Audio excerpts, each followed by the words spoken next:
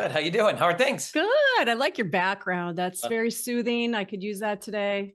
Yeah, it's my side yard here. It's actually a nice view, so I'll take it. I know. You should be faced the other I way. know. Sometimes Yeah, I just look out there and contemplate life for a few minutes. It's that's helpful. right. Exactly. I just did that. I kind of walked around. I was like, motherfucker. Oh, I'm good now. I'm good.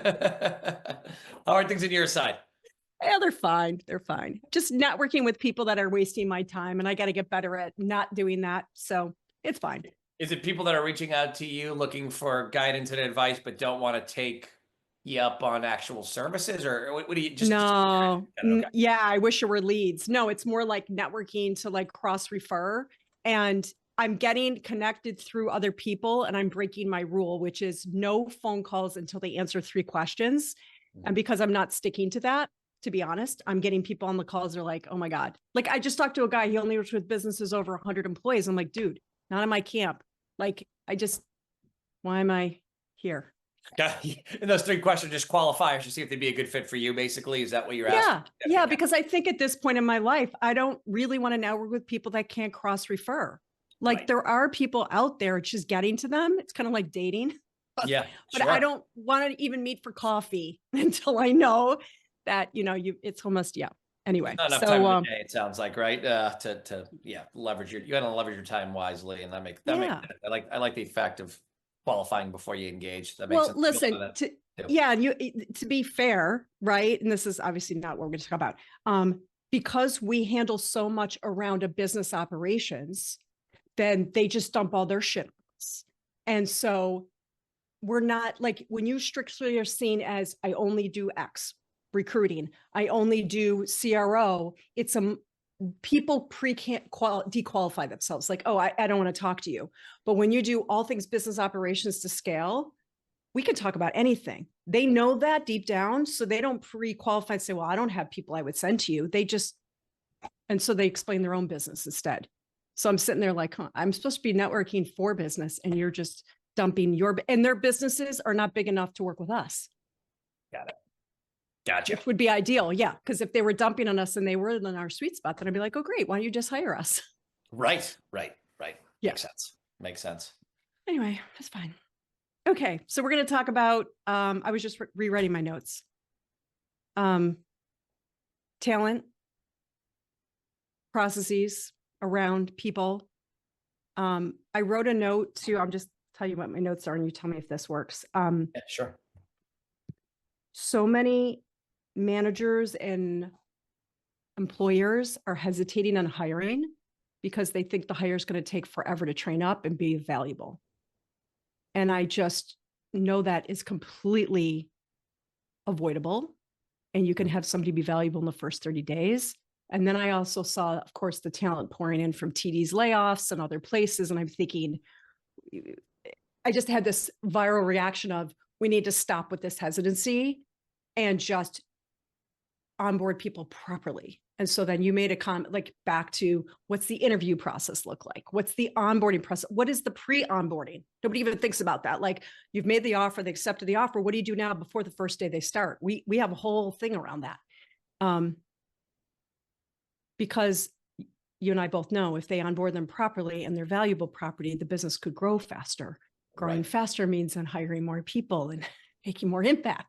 So it's kind of a win-win.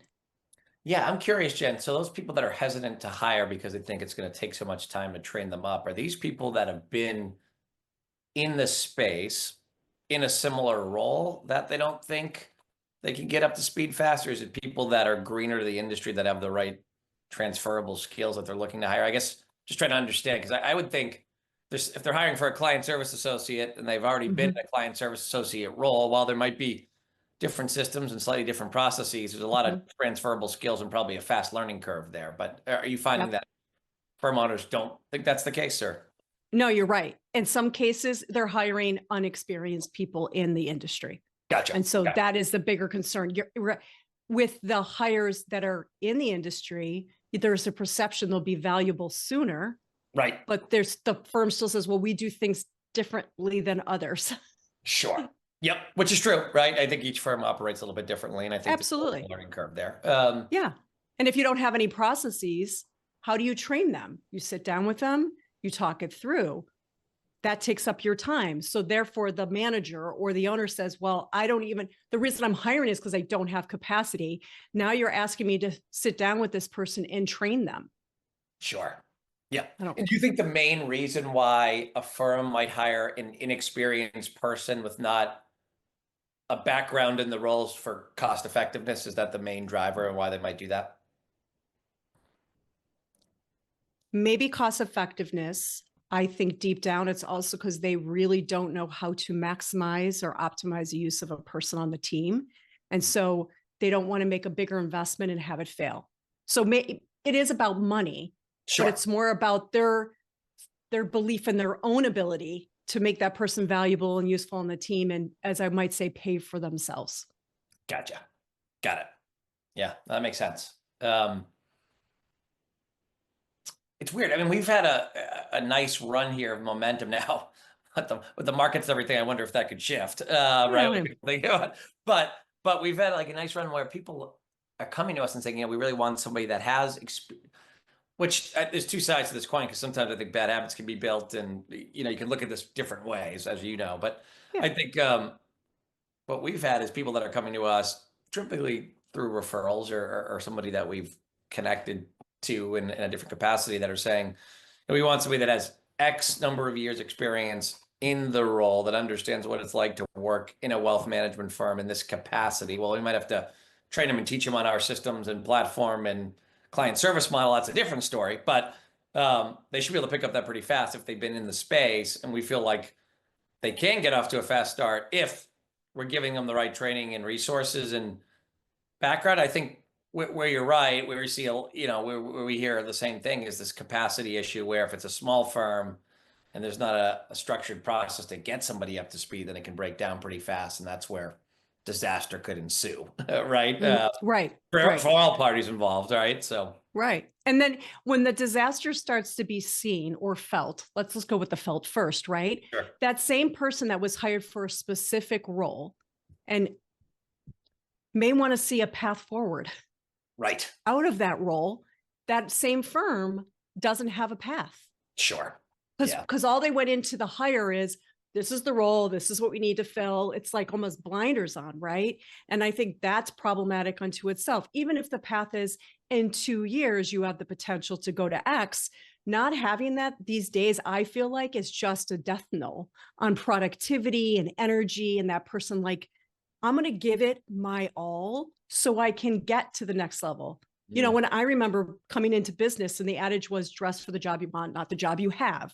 Well, now we don't dress any different, but now we're in sweatshirts. You know what I mean? Yeah, right. we should change it around. But like, you know, there are people that want to strive and be seen and do better. So they'll do the role with the intent of doing more or shedding the things they don't want to do. And there's just no plan.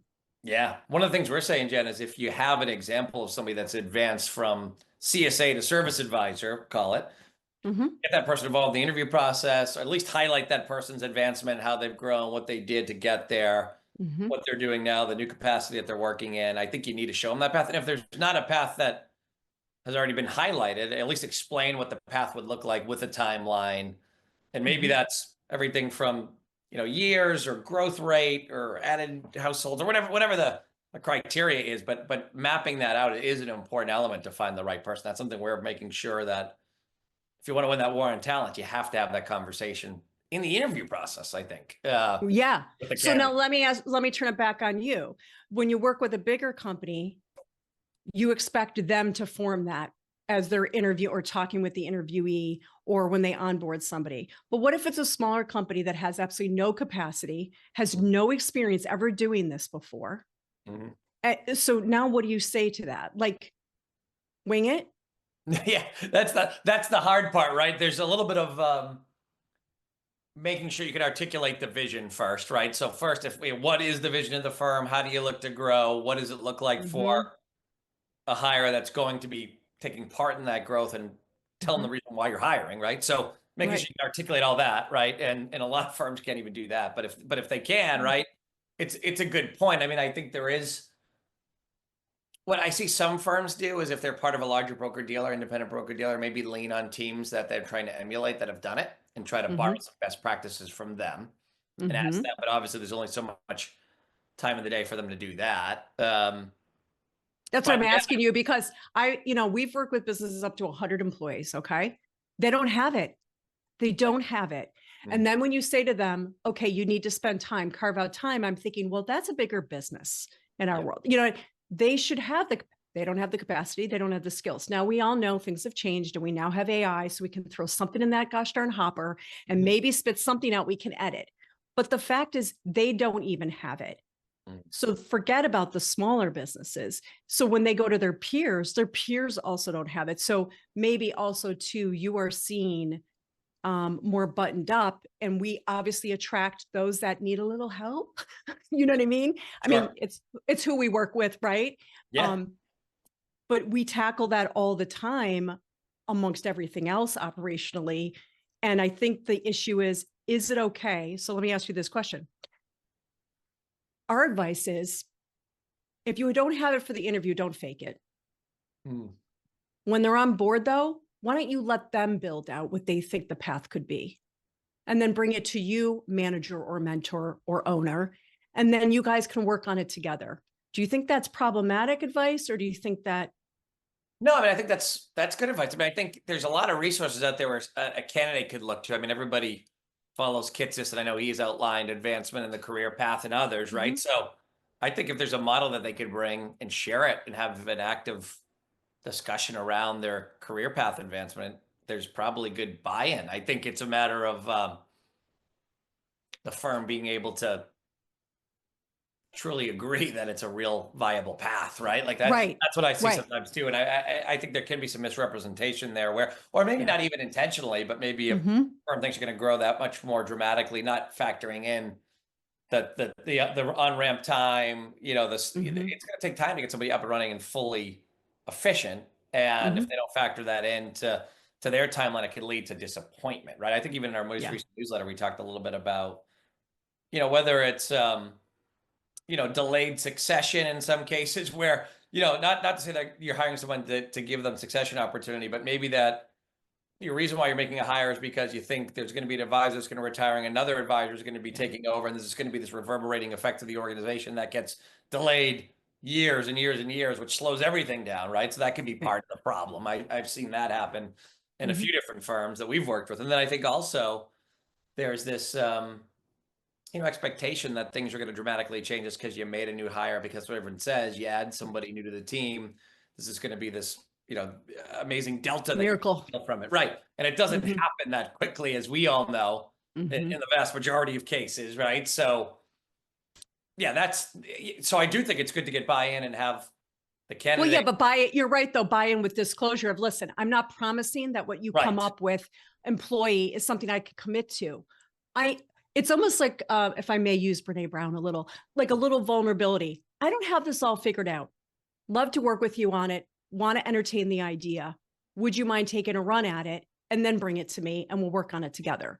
I Yeah. guess maybe that is a safer, certainly the HR gods will say, yes, that was a good comment, Jen. Yeah. Yeah. Yeah, Sure. yeah, No, yeah. I think that is a good strategy. And I think for a smaller firm with less structure that Mhm. is maybe making their first foray into hiring a good support person, or maybe a different role where they're going to take on some relationship management, and they've been doing all that on their own. Yeah. Recognizing that they don't have it all figured out, and there's going to be a transition period, and it's going to take some time, but are open to ideas and want to work on it with them and want to incentivize somebody to help grow the firm. That makes a lot of sense. Yeah. And I was just thinking about, like, even firms that are aggregators or doing a lot of acquisition, right? I mean, I've worked with firms where they are a group of partners that somehow merged, acquired to each other, but nobody came with corporate experience. Nobody came with HR. It was a group of professionals, professional advisors, right? And so even then, that's a big firm, 12 offices, 10 offices here, and yet they don't have this in place either. So, okay, so here's another one I'll throw at you. Mm-hmm. What about the idea? And you're allowed to say you don't like these ideas. I'm good with that. We don't all have to all get along. When whether it's an intern or a new hire, we actually tell firms to load up the CRM with potential projects and tasks as they think of them way before that person is ever even identified or hired. So it's kind of like your wish list if you had that extra person on the team. And so in theory, the minute that person is onboarded, they literally could walk in, maybe not the first day, but the second day, and see a whole list of things to choose from to start thinking about, learning about, working on. What do you think about that idea? I like that. We actually, as a firm, do that ourselves, right? So whether it's Oh, we start making lists of like what we'd want a potential new hire or an intern, because we have a rotational program on the intern side. We're thinking about hiring somebody else. We hired somebody that was right out of college, well, out of an MBA program, but call it 4+1, that we didn't know how it would go, and it's gone really well. But I think part of the reason why it's gone well is we made a list of things we thought this person could help with, and that was everything from marketing to social media management to branding, um, to CRM structure, because we had a CRM, but it wasn't being properly maximized, and we do that, to just general project management, right? So we kind of had listed all that out. I think because we had thought through it ahead of time, and somebody could see the things we wanted them to work on, we could articulate that in the interview process, right? Beyond just the job description. I think that was helpful. So it's something we've done, and I like. And now and does the recipient like it too? Like, do they feel overwhelmed? I mean, I get obviously a biased approach of, yeah, thank you very much, but who knows what they're really thinking, right? No, she liked it. I think she did. I think she would tell you as much. I think there was also a list. While it was a longer list, there was also priority items on that list, right? So we knew we wouldn't be able to get to everything, but if we could knock out some of the core priority items, then we'd feel really good about it, then start making our way towards the other ones once we had things a little bit more either systematized or automated, right? Where we could continue to move on and check it off. So I think that's been great. And I think she would tell you that structure's probably helped us to some extent. And then she's been able to dig deeper in those areas for us, right? Whether it's taking classes on Google Ads or investing in digital marketing and stuff like that. Like, we've gone layers deeper than we anticipated, right? So yeah. No. I love that you actually do this. I didn't even expect that answer. So that's amazing. And that's what I always say to businesses too, like, load up the system, but you just said it too. Thank you. Like, there's so much DIY training out there now. It's free. Right. So if they have to learn about something, why do you think we have to be the one to teach them? Like, I get if it's your mission or your vision or whatnot. And maybe you're a firm that isn't on a podcast talking about that or didn't write it in a blog. But if it's memorialized anywhere, first of all, let them read first, soak in first, and then come back to you. Let them watch a YouTube video on something or some other tutorial from maybe a tech vendor, and then come back. Yeah, I think it's a no. We said that. Then they're not sitting around, Right. I said, hey, we're not specialists in digital marketing. We know we should do more of it, and we have resources to do more of it. Go find a class. And she found a free one. She found a paid one. We paid, like, all of it was great, right? She's kind of gone above and beyond in some way. So part of it's on her to be able to kind of go out there, find it, invest the time. But I think it's been huge for us because she's been, willing to do it, and we're not the experts. So we wouldn't be able to teach her anything anyways. And we didn't have the capacity to really, or the desire to learn, other than the fact that we wanted somebody on our team to learn and maximize it, but we didn't want to invest a lot of time there because we figured we could drive revenue in other ways. So yeah, I think it's a no-brainer. And I think if you can empower an employee to do that, I think it makes them feel more valued too, right? Hey, we're at Adventure Education. You can take on more projects. You can own some of the project management on some of these items, which I think feels good on the employee side, which leads to attention, and everybody wins, right? So it does. I also think, though, that what we didn't just say in all this is, when we're looking for people, we're not looking for people to just sit back and be told what to do. Right. That's true. You have to have some initiative, and you have to want to be willing to take it on. And I think, to your point, that starts in the interview process, right? Having the initiative and having the willingness to take on ownership of projects in a small organization, especially, is critical. That's one thing we're always highlighting personally, and a lot of the firms we talk to. Like, if it's a small organization, then you have to have a special type of person that's willing to wear many hats, take ownership, drive initiative, give feedback, make sure you're participating and providing ideas. That's what makes small organizations grow, and that's what small organization needs to grow and develop. So I totally agree. interviewing somebody for our team the other day, and I said, you have to have the confidence to manage up. And luckily he had a very high EI. So he knew exactly what I was talking about. But it's so important when you're a smaller business, that's who you need to hire. Somebody who's going to come into your office as the owner and say, listen, I may not agree with you. Here's what, but not a problem person, a solution person, right? I'm not going to just present what they think the hurdle is, but also the potential solutions to choose from. Okay. So in the interview process, we have, and again, just to be clear, in case somebody sees this, you are the expert on all things interviewing candidates, hiring, that we're operations people. We know what we want to see in the interview process so that we don't have to have someone on the operations team who isn't fitting the mark of what's needed for the firm to scale, just to be fair, because that's just a very uncomfortable conversation like we had this morning with a COO who now has to offboard someone because they didn't do the right steps in the interview process. So my question for you is assessments. So many businesses rely on these different assessments. So you could rattle them off, Kobe disc. I mean, there's just so many out there. And we've always been searching for the next best on neurodiversity. So what are you saying to businesses about the assessment tools out there and what they should be using? So we don't have a recommendation on a specific tool. It seems like a lot of firms have different opinions on what tool is best, and we don't weigh in on that. I think assessments can be valuable, but I don't think they should be the only assessment of a candidate, right? So I think that's where firms we see oftentimes overvalue assessments, because I think sometimes candidates can answer an assessment based on what they want the prospective hiring firm to hear, which is dangerous. I think oftentimes they might just not even be in the right state of mind to take the assessment, depending on when they catch it at the end of the day before the next interview, right? There's a variety of reasons why I think assessments can be good guiding tools, but not necessarily the end all be all. And I do feel like firms at times can overvalue an assessment tool, which I think could be dangerous, right? Because real conversations, practical experience, having your team members weigh in. And I think one of the big things we're talking to people is at least the key stakeholders or team members that are going to be collaborating with this hire should be involved at some level of the interview process. And that opinion, to me, holds a lot more value than an assessment ever will, as well as just instinctually, is this person going to fit into our culture? Does this person have what appears to be the appropriate mentality to strive in a small team and manage up and take on additional responsibility, and has a vision for themselves in their career? So we think assessments are important. And there's varying opinions on what assessment is best, and we really don't have one.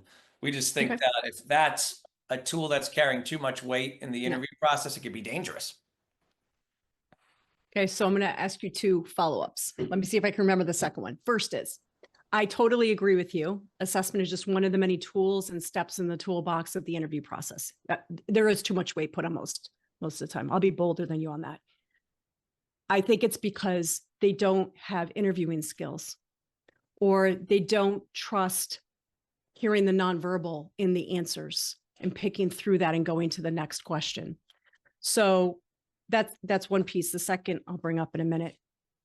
What do you say if they're willing to admit to you that they're not good interviewers? You give them a list of questions, the client, we don't have a ton of experience in the interviewing side, and well, except for your own, but yes.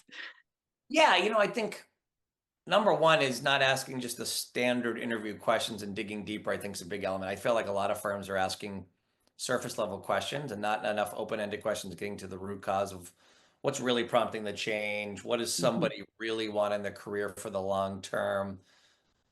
What types of roles or responsibilities are they most comfortable with and gonna feel like they can make the biggest impact on? Like asking these deeper questions that really will lead to a true evaluation if they could be a good fit into the firm. So I think a lot of firms don't do that. I think they're just trying to check some boxes, ask the standard questions, and then pass them on to the next person, or kind of move it through the process, because they feel like they need to hire fast, and they hear that they need to hire fast, and to grow and scale, they need to hire somebody fast. So they're almost checking the routine boxes to get through. So I think digging deep is important. I think getting to know somebody in your process outside of the traditional interviewing cycle is really impactful. So we've had some firms that will do a standard interview, get the key stakeholders to the team, and then also like go out for a happy hour with that person, Yes. or get to know them on a more personal level beyond, the standard. Okay, you interviewed, we're going to meet you on the next person, or the team will interview you again in a week. Looking forward to seeing you again.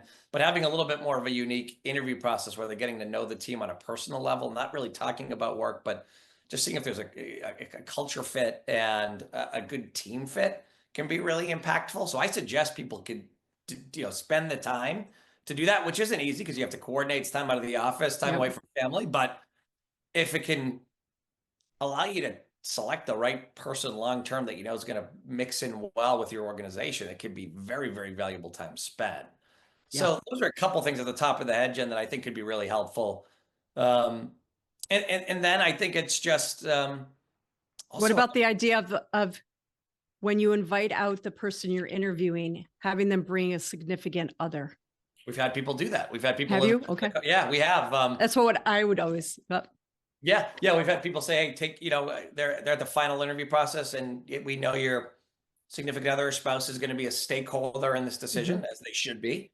Have them come in and meet with us if you'd like to, and you want to include them, right? They would throw that out there. So I think that could be really impactful. And I think the other thing too is if you're a small team, oftentimes, or if you're a busy team, just in general, there's not a lot of momentum in the interview process. There's not a point person coordinating the interview process. There's not just a concerted, coordinated effort, and that can really hurt the candidate experience. So if you're not doing that, and it's not saying, all right, you're going to meet this person at this time, next time, and these are the reasons why you're going to meet these key stakeholders, and here's some of the things you should know about having the conversation with them, and here's what we're going to be evaluating. Like being really clear and transparent and communicative, and making sure that there's multiple stages to the interview process that are mapped out in a thorough yet fairly condensed timeline can have a big impact too. I feel like a lot of firms draw it out far too long.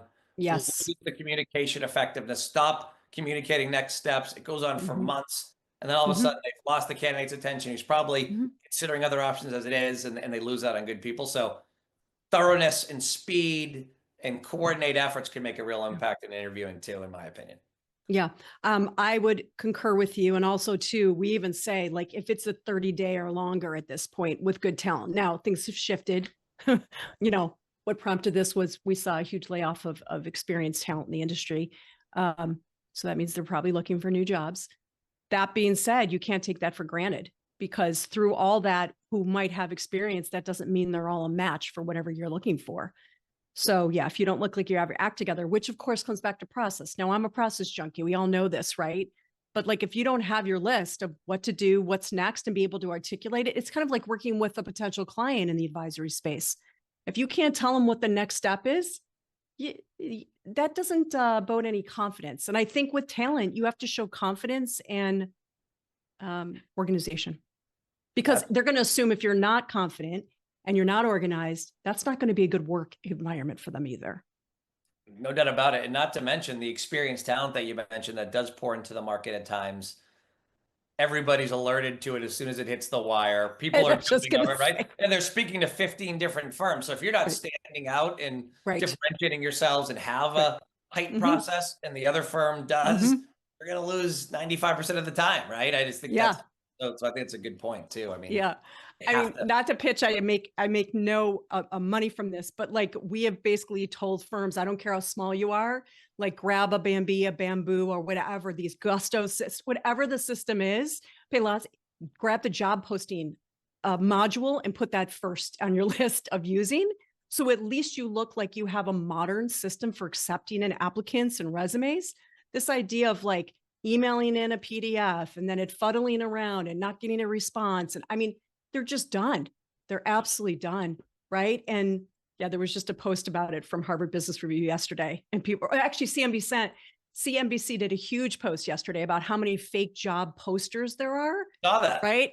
Yeah. And so that I go to these like that, right? Something crazy. Yeah. It's crazy. It was like in the 36% or something. I'm like, okay, it was even higher than I thought. Yeah. Oh yeah. Yeah. It's really high and it's climbing. And now there's AI bots that are responding to the job postings that are actually fake.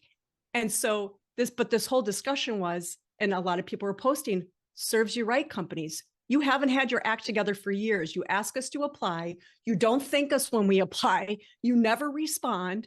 Do you know what I mean? Like Yeah, at goes the into end the of the black day, hole. yeah, yeah. And that you say that gets around, it gets around among job applicants too. With newbies that are new to the workforce, it doesn't. They don't know each other. But if you're going after a mid-level or somebody experienced, they're talking to other people. It's a And at small some industry. point, yeah, your firm gets known for just not having their act together.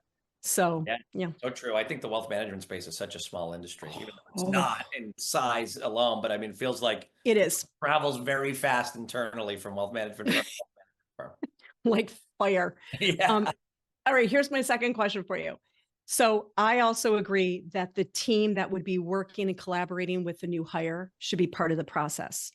However, what if they see the new hire as competition? What if they see the new hire as a threat? How do you deal with that one? And I know you may not. So maybe I'm putting you a question to you that isn't brought up. No, well, we've actually seen it happen, and we call it employee sabotage, where Mm-hmm. here's the mistake that I typically see it most often is where firm owner's really busy. They might have somebody in a support role, could be anything really, but maybe they're the first line of contact. This is where I've seen it be most problematic, Jen. So I can remember this firm we were working with out in Chicago, successful firm, growing fast, and their, I don't know if it was a chief operating officer was the title of this particular employee, but they were the first line of conversation for candidates. And I think she viewed every single person she was talking to as a threat to her own job. So she was actually talking poorly about the firm to keep people away in some instances, and others she would automatically say it wasn't the right fit for the candidate. And we learned this and even provided the feedback to the firm owner because we felt like we needed to, and at least give them transparency around what we were experiencing firsthand from candidates, because I felt like it would be a travesty not to share that information, especially because I know they were actively trying to grow and wanted to hire and wanted to scale. But where I've seen it happen most, and I'm sure it could happen in a different order too, where they're a second or third line, right? But I always Yeah. say, if you're the firm owner or the decision maker, if you can be the first line of contact, because I think that ensures less sabotage, in my experience, from Mm-hmm. other employees. And then you also have to articulate to the other employees, another key element, why you're hiring, why these people will not be a threat, what this means for their role. If that's not communicated too, you could run into that problem and over again. So I think it's on the firm owner to explain to the other employees what the reason is behind the hiring, why they're making the hire, and what they anticipate for the firm if this hire is made, and how it will help the overall growth of the organization and the growth of everybody involved.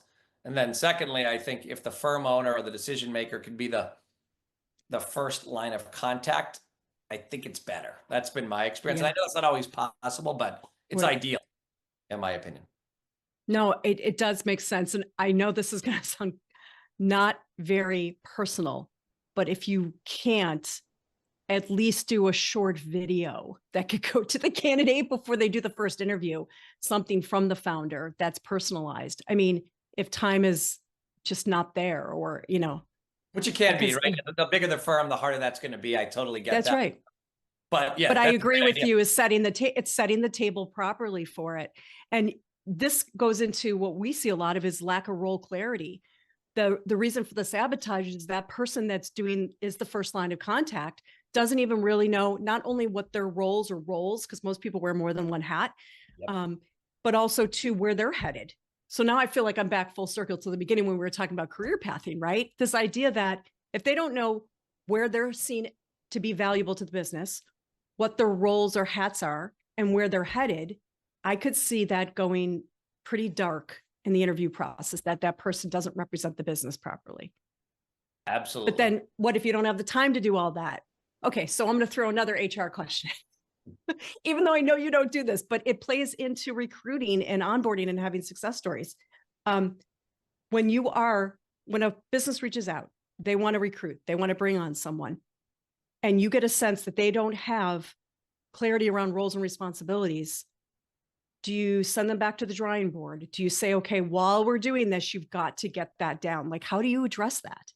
Yeah, we encourage them to try to get it down the best that they can. We don't necessarily expect them to solve it entirely because we feel like small firms sometimes, no matter what you do, there's always going to be a little bit of overlap between roles just because of capacity constraints and where they're at in their growth trajectory. So I can understand that, but I think you do need to try to buckle that down as much as you can as it relates to really roles, responsibilities, and what that looks like if you're adding a new hire. So we encourage people to go back, and we have obviously a lot of job descriptions and what we're seeing other firms do, and we've tried to relay some of that, right, from just experiences collaborating with other firms and what we've seen. But each firm's going to be a little bit unique and a bit different, and there's obviously variables that are always going to be changing from firm to firm. But what I would say is if you can try to get that down and articulate it throughout the firm and explain to somebody who's maybe wearing multiple hats now because it's a 3-person firm and that's what they have to do. Mhm. But here's what their core responsibilities are going to be moving forward if the firm does hire this other person that's going to be focused on,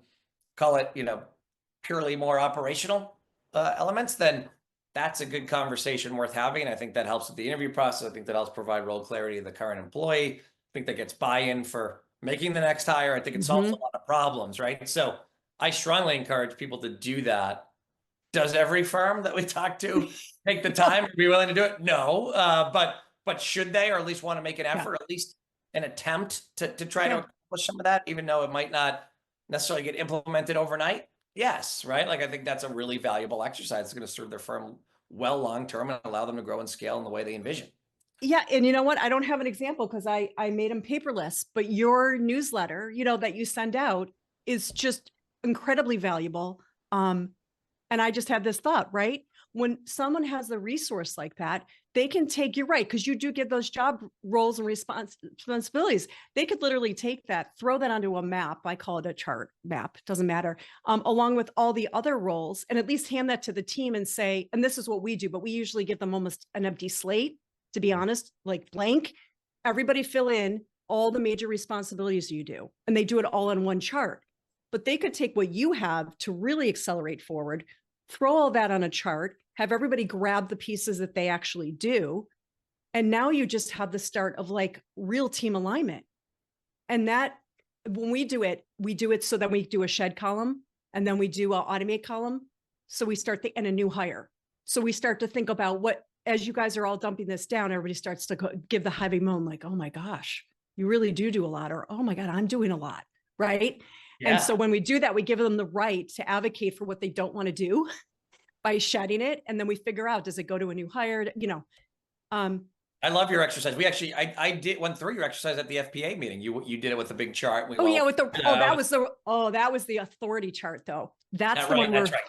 Yeah. No, the decision maker versus who manages and coordinates. Yeah. That's a really hefty page turner. But it allows you to be introspective and really take a look at where you're spending time and where you want to spend time and exactly what's important and where you can delegate and automate, right? I think those exercises are really valuable for a firm to go through. But that's a great way to accelerate it. Take your data with the chart and throw them together. Yeah. And we even say too, right? Like there's, from firm to firm is going to be a little variability, as I was mentioning, but I think, of course. Yeah, we have at least, over 400 times we've hired people in these really 6 or 7 core categories. So at this point, we have a pretty good understanding of what a lot of firms are doing in these roles. And I think that can help maybe a firm crystallize where somebody's spending their time. And Kitsis does great work on this too, right? It's out there. And so the good news is there's a lot of charting and ways to do it in ways that successful firms have done. It's just a matter of execution, having the conversation, making sure that you're communicating it effectively to your employees and then the candidates, and then implementing the onboarding strategy and getting somebody up and running effectively. Right. Which the ROI on all of this is more valuable sooner, more capacity and growth sooner. And managing doesn't feel like a burden. It feels positive. This idea of bringing somebody on, right? It changes the whole game. Yeah. Yeah. Which is, I think, inherently why people want to hire to begin with, but they forget in the process though. But it's very easy to forget in the process. Exactly right. Yeah, especially when you're throwing all this at them and saying, we want more clarity on this or that to help the candidate move through the pipe and do that, have a good experience right from the get-go. Yep. So how do you make it easy? I always say, where's the easy button, right? Like that's my thing. Yes, give me the easy button. You're a busy firm. It seems like a massive new project you have to take on, and you're hiring because you want to take the stuff off your plate. Right. It seems sounds counterintuitive in the beginning. Right. So anyway, well, we definitely came up with some good stuff. Thank you. Great discussion. Great. Yeah. Thank you, Jen. So, just in general, I appreciate you jumping on with us to do this and reading all our material and all of that. So thank you. And how can we help you more so too? Like, I want to figure out ways, so a lot of the times when firms are engaging with, they've established that they need to hire, obviously, right? Yeah. But we do find in that process, they don't necessarily have it all figured out from a process standpoint what should we be looking for, I guess, to identify ways to make introductions your way? Well, I think to be fair, this is now off the record, even though you're recording.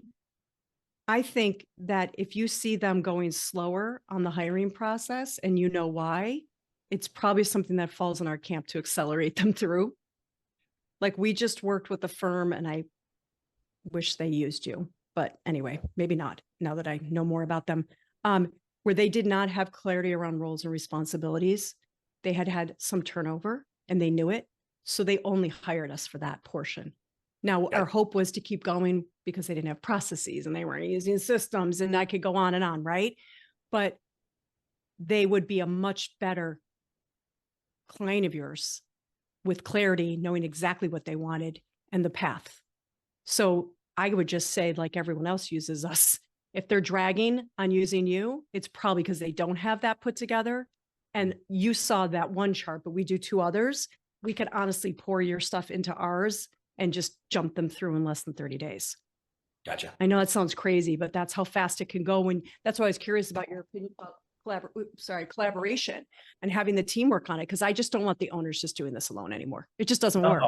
It doesn't. No. Or the leaders, they just don't have the time. They don't have the capacity. And right back to the problem of who's going to get it done fast. We put everybody in together on it. Right. So if you hear that, selfishly for you, that's a good lead for us. If you hear the onboarding process is non-existent, that's a good lead for us. Okay. It's all good because in the end, think about it. We're giving them techniques, time savers, and systems. Isn't that really what we do for everything? It doesn't matter whether they have low profitability. It doesn't matter whether they have lack of use of systems, all of that. And once they define and build the onboarding process, they basically have it forever, right? I mean, so you can help them build that process, and it's there as they continue to grow and scale, and something they might have to. But it's a mindset. Like thank you for remembering, like the IDOs. Now, how do you apply that to onboarding a client? How do you apply that to your sales pipeline, right? Like your funnel system. It's just, and they don't get it after the first time. So to be fair, as much as we'd like to think they do that one, like let's say it's the interview process or the onboarding process, right? They still need another rendition of another process before it cements in. I just wrote this morning, to be honest, most firms don't have anybody on the team that has a process brain.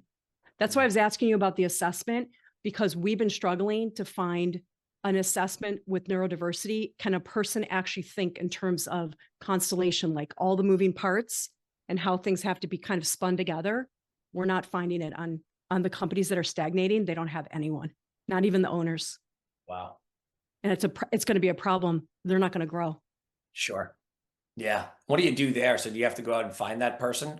Like what is your recommendation? Like, do you have to carve out a new role, or maybe if resources are limited, I don't know, maybe it's saying, do you have anybody that's... Well, that's what we're sending them to, like firms like yours, because we think at least with your interview process and your skills of looking around for people, you actually know what to look for and what to ask where they don't. But for the firms that don't want to buck up, because we've got that, right? To be fair, that's where we were looking for some type of tool that would at least throw a red flag in the room to say this person absolutely doesn't have that brain.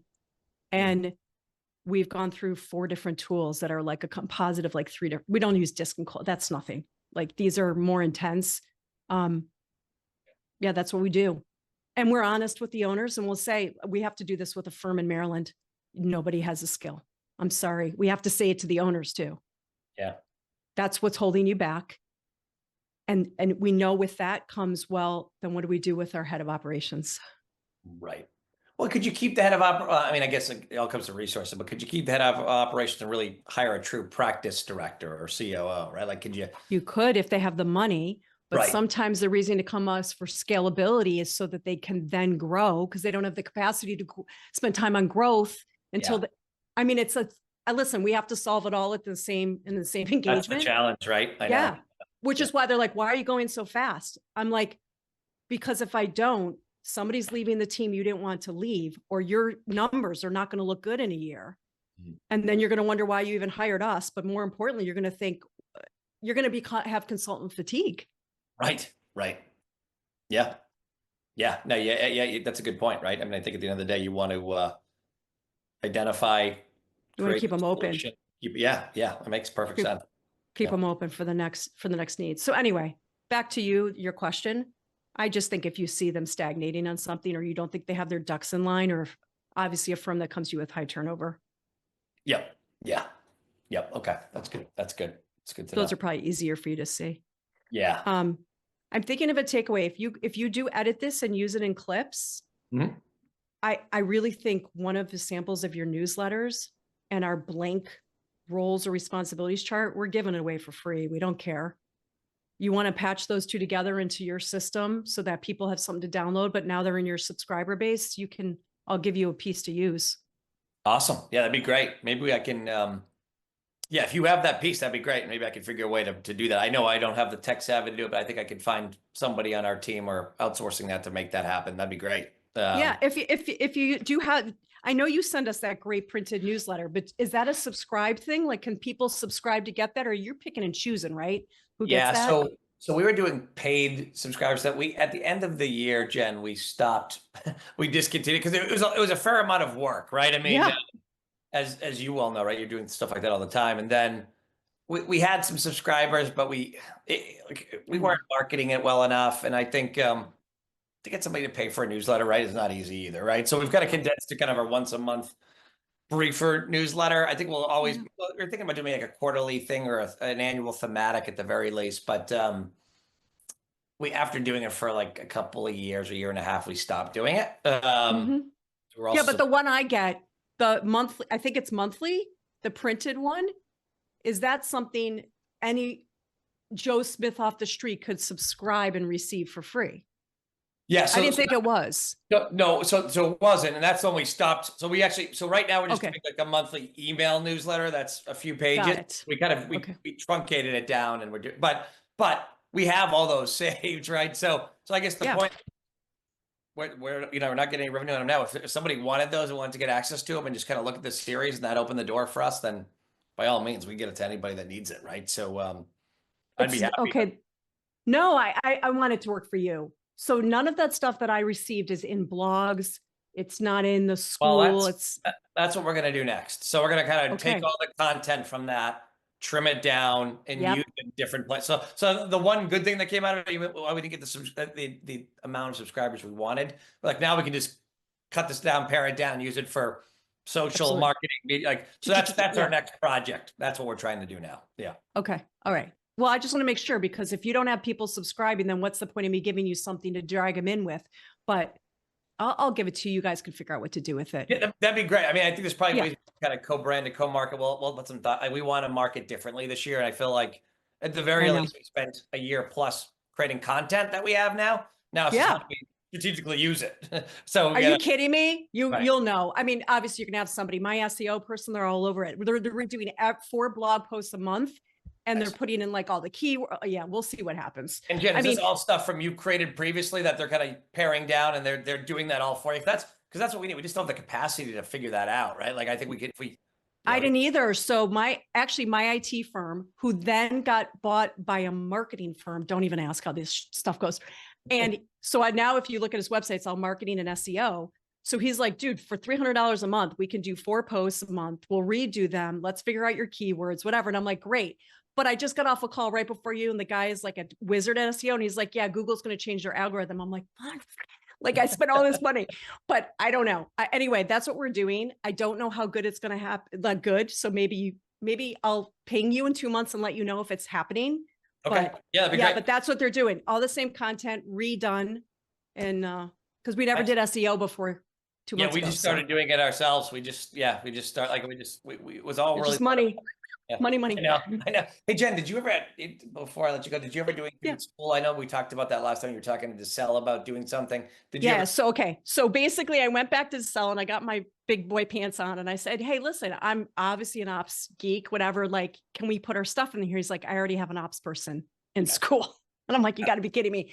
So long story short, then I set up our own school, put our micro courses in. But as you could tell, I've not marketed anything about that because I did all the work already. Right. Then Nathan Young is the author of this book, How to Be Second. He and I are in talks and I'm going to Minnesota in a month and sitting down and breaking bread, having dinner with him. And I'm bringing my husband because he's got to be there for work anyway, to talk about joining forces and a school community under that brand, not mine. Awesome.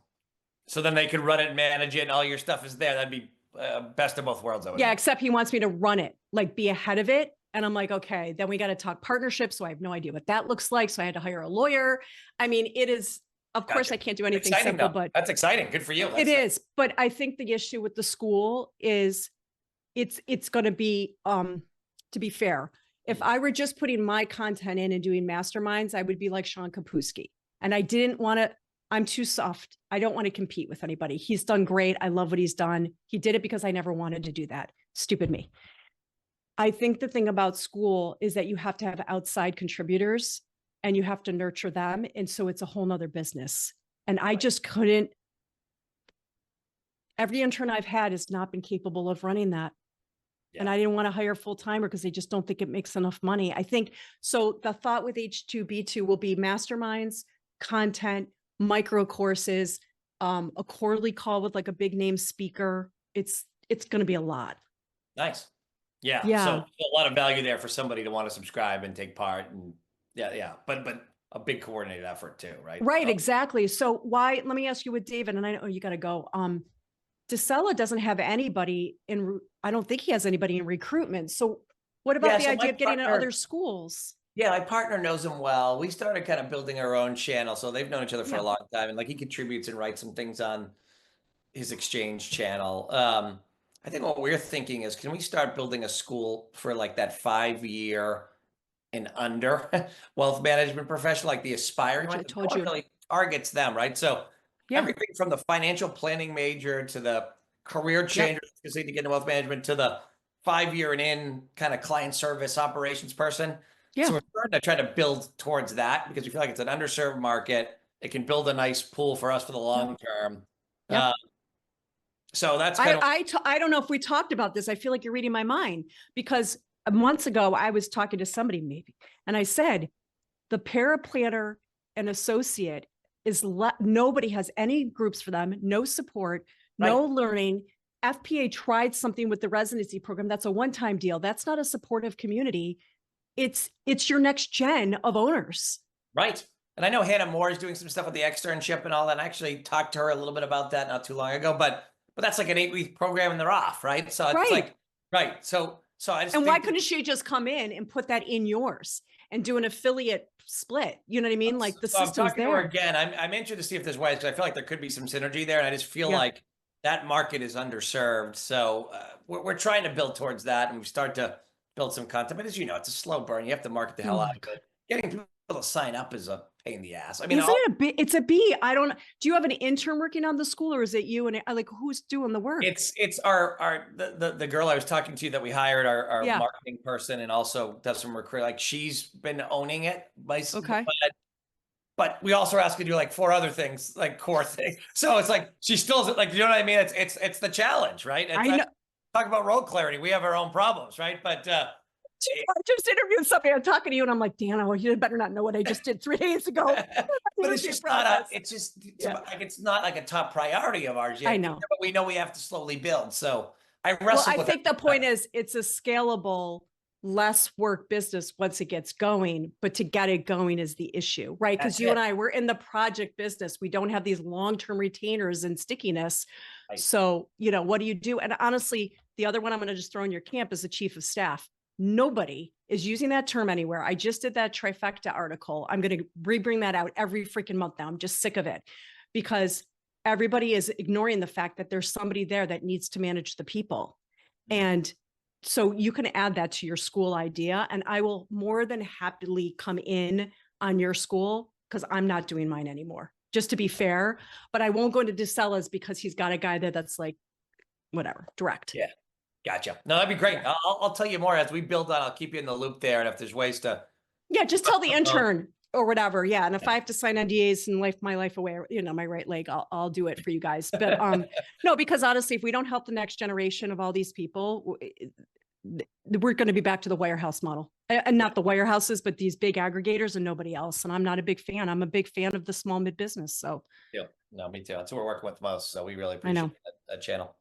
Yeah. Thank you, Jen. This was awesome. Okay. Appreciate all it. right. And peace out. Enjoy your scene. Thank you. Have a great rest of your day.